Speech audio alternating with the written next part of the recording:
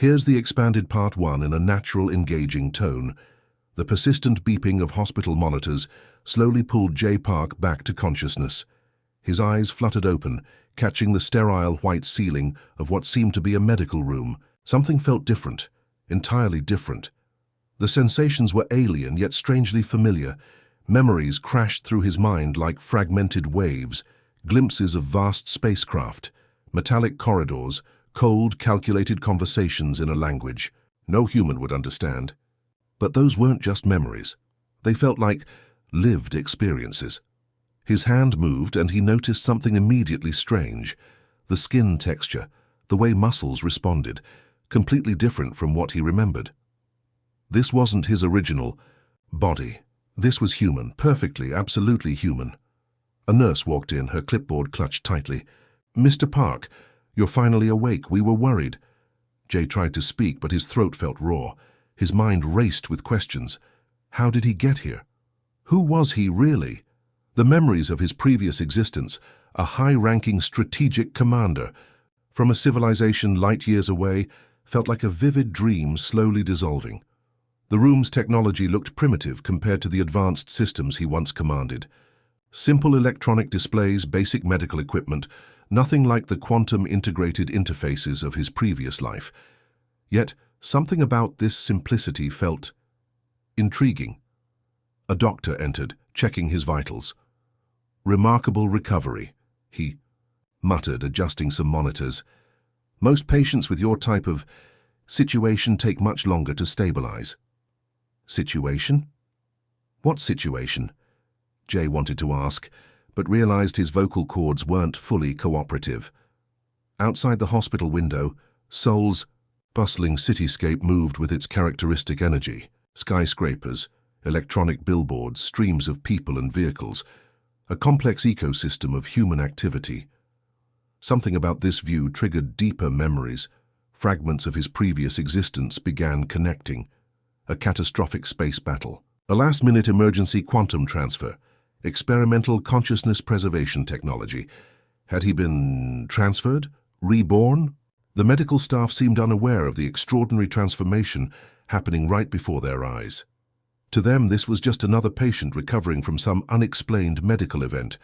Jay's enhanced cognitive processes, remnants of his original technological augmentations, started analyzing his new environment. Human biology was fragile, surprisingly complex, yet remarkably adaptable. His previous civilization had always underestimated humans, considering them primitive. A young intern checked his neurological responses, her movements precise yet compassionate. Jay observed her, the way she moved, calculated, responded. Humans were fascinating. Their unpredictability was their greatest strength. Memories of massive battleships, interstellar conflict, advanced weapon systems began mixing with the immediate sensory experience of being human. The warmth of sunlight through the window, the subtle sounds of medical equipment, the smell of disinfectant. His transformation wasn't just physical, it was a complete recalibration of existence. A nurse brought some water. Her simple act of kindness, something rarely experienced in his previous militaristic civilization, felt profound. Emotions. He could feel emotions now, not just process them through computational logic. As hours passed, Jay realized this wasn't just a random occurrence. Something deliberate had happened. A purpose existed behind his extraordinary transformation. But what? The city outside continued its rhythm, unaware of the extraordinary being recovering in this ordinary hospital room. Jay Park, or whatever remained of the being once known by a completely different name, was about to begin a journey that would challenge everything he once knew about intelligence, survival, and the very nature of existence. The hospital discharge. Papers felt strange in Jay's hands. The world outside was a symphony of movement, sound, and unexpected complexity. Seoul's streets pulsed with an energy he'd never experienced in his previous existence. His first real day of freedom began with a simple coffee shop visit. The barista, a young woman with vibrant eyes and a quick smile, prepared his drink with a precision that reminded him of complex tactical maneuvers. But this was different. This was art, not just mechanics. "Extra shot of espresso?" she asked, her fingers dancing across the machine's controls. Jay nodded, watching her movements. Each gesture contained a story: muscle memory, learned skill, individual expression. In his previous life, such tasks would have been performed by automated systems or specialized robotic units. The coffee tasted like liquid revelation. Complex flavors exploded across his tongue: bitter, sweet, nuanced. His previous biological form had never experienced such intricate sensory input. Humans had turned something as simple as drinking coffee into a profound experience. Walking through the city, he observed everything with heightened awareness. A street musician played, a traditional Korean instrument, his fingers creating melodies that seemed to communicate emotions beyond mere sound waves. A group of students nearby discussed a complex technological problem, their collaborative energy generating solutions through pure human creativity. At a local technology center, Jay couldn't resist exploring. Displays showed emerging technologies: quantum computing prototypes, advanced medical imaging systems, artificial intelligence research. What humans were achieving with limited resources was nothing short of miraculous. A research presentation caught his attention. Young engineers were discussing a breakthrough in neural network design, inspired by how honeybees communicate. The pure biological mimicry, the innovative thinking. It was remarkable. "Imagine," one researcher said, "we're learning communication, strategies from insects that have existed for millions of years." Jay's previous civilization would have immediately attempted to technologically manipulate such systems. These humans were studying, learning, respecting the natural design. During lunch at a small restaurant, he watched a group of engineers solve a complex software problem. No advanced neural interfaces, no quantum computational assistance. Just human brains, communication, and collaborative problem-solving. A street repair team worked nearby, their coordination so precise it reminded him of military formations. But this was different. This was about community, not conquest. Each worker moved with purpose, understanding their role in a larger system. An elderly man helped a young child cross the street. A simple act of kindness that would have been considered inefficient computational waste in his previous civilization. Here it was a fundamental social mechanism. By evening, Jay realized something profound. Humans weren't just a species.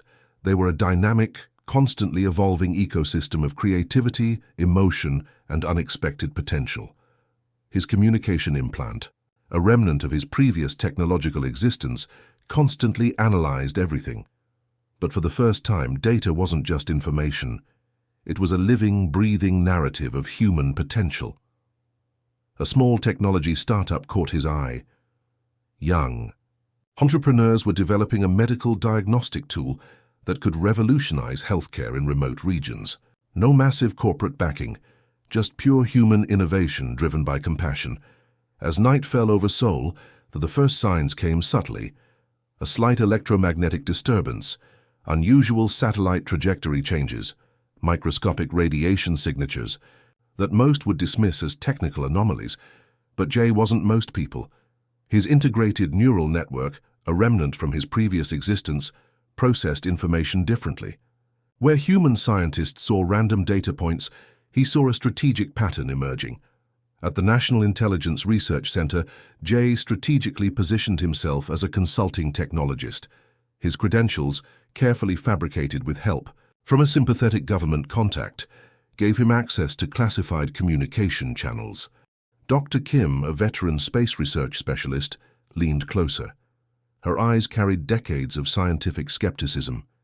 "Explain." Jay's presentation wasn't just technical. It was a carefully constructed narrative revealing potential extraterrestrial reconnaissance patterns, electromagnetic wave manipulations, quantum signature disruptions, microscopic technological traces that hinted at something beyond human comprehension. The research team was initially skeptical, but Jay knew how to speak their language: data, precision, scientific methodology, underground communication networks. Began mobilizing, not through official channels, but through a complex web of international research institutions, technology firms, and specialized defense contractors. A young programmer in a small Seoul startup developed an advanced monitoring algorithm. A satellite engineer in Busan modified tracking systems. A quantum physics researcher in Daejeon started recalibrating detection mechanisms. Piece by piece, a defensive infrastructure was taking shape, invisible, interconnected, waiting. Jay's previous strategic training merged seamlessly with human innovation. He understood something crucial. Human strength wasn't in individual technological superiority, but in collective adaptability. Military research facilities began subtle modifications. Advanced radar systems received unexpected upgrades. Communication protocols got mysterious enhancements. Satellite tracking became increasingly sophisticated. No single institution knew the complete picture, but each was contributing a critical piece of a complex defensive puzzle. An underground network of researchers, technologists, and strategic thinkers started sharing encrypted information, not through traditional military channels, but through innovative digital platforms, academic collaborations, and specialized research groups. A teenage hacker in Incheon discovered unusual communication patterns in deep space frequencies. A quantum physics student in Gwangju developed an advanced detection algorithm. A retired naval communications expert started connecting seemingly unrelated technological anomalies. Jay watched, guided, nudged, never directly controlling, always inspiring. His alien strategic mind understood something profoundly different about human potential. Humans didn't need centralized command structures. They operated like a complex, adaptive biological network, each unit independent, yet interconnected. Specialized drone development programs accelerated. Advanced sensor technologies received unexpected breakthroughs. Quantum communication research gained mysterious momentum. The preparation wasn't just technological, it was a collective human awakening. In government research facilities, in university laboratories, in technology startups, something was brewing. A collective consciousness was emerging, a silent, powerful readiness. Jay knew the invasion was coming, but humans would be ready, not through traditional military might, but through something far more powerful, collective human innovation and spirit. The first line of defense was being drawn, not with weapons, but with human creativity, collaboration, and an unbreakable, collective will. Something extraordinary was about to happen, and humanity would be ready. End of Part 3. The first alien mothership breached. Earth's atmosphere with calculated precision, massive, silent, imposing. Conventional military systems would have been obliterated instantly, but this wasn't a conventional defense. Quantum-encoded communication networks activated simultaneously across continents, not through military channels, but through an intricate web of technological infrastructure that pulsed with human ingenuity. Satellite systems transformed. Communication networks reconfigured. Defensive mechanisms emerged from unexpected sources. Research laboratories, technology firms, university research centers. The alien command module, expecting typical planetary resistance, encountered something entirely unprecedented. Massive electromagnetic pulses originated from seemingly random locations. A university laboratory in Seoul, a technology startup in Busan, a quantum research center in Daejeon. Each pulse was mathematically synchronized, creating a complex defensive grid impossible to predict or penetrate. Jay watched from a specialized research facility, his enhanced neural networks processing the unfolding scenario with extraordinary precision. The alien vessels, designed for technological domination, suddenly found their advanced systems compromised. Quantum encryption algorithms, developed through collaborative human research, began systematically dismantling their communication networks.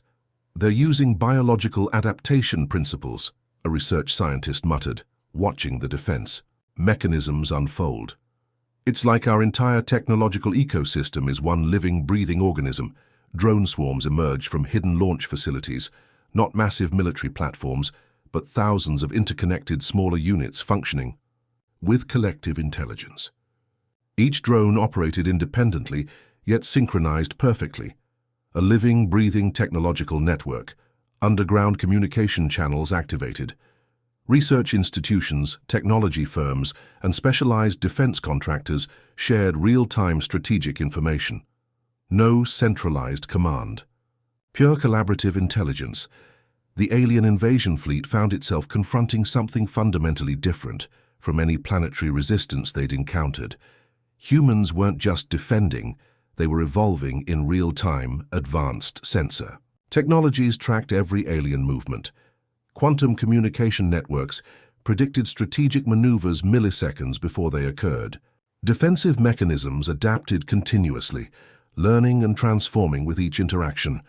A massive energy surge erupted from a network of interconnected research facilities. Quantum computational systems, powered by collaborative human innovation, began systematically disrupting alien technological infrastructure. They're not just blocking our systems, a senior alien commander would later report. They're learning, adapting, transforming. Specialized laser communication networks created complex defensive grids. Satellite systems reconfigured themselves instantaneously. Advanced sensor technologies predicted and neutralized potential threat, vectors before they could fully manifest. The invasion wasn't just being resisted, it was being systematically dismantled through pure human creativity. Jay observed the unfolding scenario with a sense of profound understanding. This wasn't about technological superiority. This was about collective human potential. Communication networks transformed into living, breathing defensive mechanisms. Each technological platform operated like a complex biological system, independent, yet interconnected. Within hours, the alien invasion fleet found itself completely overwhelmed, not through massive military force, but through an adaptive, collaborative technological ecosystem that functioned like a complex biological organism. Research facilities celebrated quietly. No massive military parades, just a profound sense of collaborative achievement. The aliens had underestimated something fundamental about humanity, their capacity for collective innovation, adaptability, and unexpected creativity. As alien vessels retreated, leaving behind fragmented technological remnants, humanity had demonstrated something extraordinary. This wasn't just a planetary defense. This was a declaration of human potential, and the universe was about to take notice. End of Part 4. The world changed after that day, not through dramatic declarations or massive global summits, but through a subtle, profound transformation that touched every aspect of human civilization. Jay stood in a research facility overlooking Seoul, watching the city pulse with newfound energy. The alien invasion had become more than a military victory. It was a catalyst for human evolution. International research collaborations emerged. Overnight, technology firms that were once competitors now worked together, sharing breakthrough discoveries. The collective experience of planetary defense had fundamentally altered human perception. Quantum research facilities began exploring technologies that seemed impossible just months ago. Communication networks developed adaptive algorithms inspired by the collective resistance. Every technological breakthrough carried the DNA of that extraordinary moment of planetary unity. "We're not just defending anymore," a young researcher told Jay. "We're expanding, learning, growing." Universities transformed their research programs. Space exploration initiatives received unprecedented funding. Collaborative platforms emerged that connected researchers across continents, breaking down traditional academic and technological barriers. The global consciousness had shifted. Humanity now understood its true potential, not as individual nations or separate entities, but as a collective, adaptive intelligence. Satellite networks developed unprecedented communication capabilities.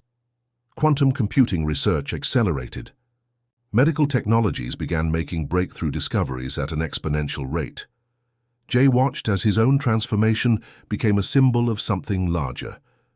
He wasn't just a bridge between alien and human consciousness.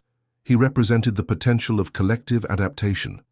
Research facilities around the world began developing advanced communication technologies, not for warfare, but for understanding, for exploration, for connection. The military-industrial complex underwent a fundamental transformation. Defense budgets were redirected toward scientific research, space exploration, and technological innovation. The lesson was clear. True strength came from creativity, not destruction. International boundaries became more fluid. Research collaborations transcended traditional political limitations.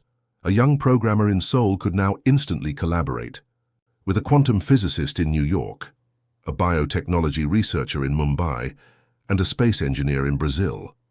Technological platforms emerged that allowed unprecedented levels of global collaboration. Education systems were redesigned to foster creativity, adaptive thinking, and collective problem-solving. Space exploration programs received massive funding, not as a competitive endeavor, but as a collective human mission. The alien invasion had shown humanity's true potential, and the stars were now calling. Jay became more than an individual. He was a living symbol of transformation, a being who had experienced multiple forms of consciousness, now dedicated to expanding human potential. Research institutions developed advanced neural interface technologies, not for control, but for understanding, for connection, for expanding human cognitive capabilities. The global economic system began shifting. Collaborative platforms became more valuable than competitive models. Innovation was no longer about individual achievement, but collective progress. "We're not just recovering," a senior global research coordinator told Jay. "We're evolving." Quantum communication networks developed technologies that seemed like science fiction just months ago. Adaptive learning systems, predictive technological platforms, communication mechanisms that functioned more like living biological systems than traditional computational networks. The transformation wasn't just technological. It was philosophical, spiritual, a fundamental reimagining of human potential. Alien communication monitoring systems remained active, not out of fear, but out of curiosity. Humanity was no longer just a potential conquest target. They were becoming something extraordinary. Jay understood the profound significance of this moment. Humanity wasn't just defending its existence, it was declaring its potential to the universe. As night fell over Seoul, the city's technological landscape glowed with a new kind of energy. Not just lights and communication networks, but a living, breathing representation of collective human potential. The universe was watching. And humanity was just getting started. End of Part 5e. City transformed. Lights created a technological landscape that was both beautiful and functional. Street cameras, communication networks, transportation systems, all working in a delicate, organic harmony. Jay understood now. His previous civilization had seen technology as a weapon, a tool of control. Humans saw it as an extension of their collective imagination, a way to solve problems and connect with each other. The most shocking discovery wasn't technological superiority. It was human spirit. Unpredictable, emotional, brilliantly adaptive, something fundamental had changed, and this journey was just beginning. End of Part 2. Something big was coming, and he was going to be at the center of it.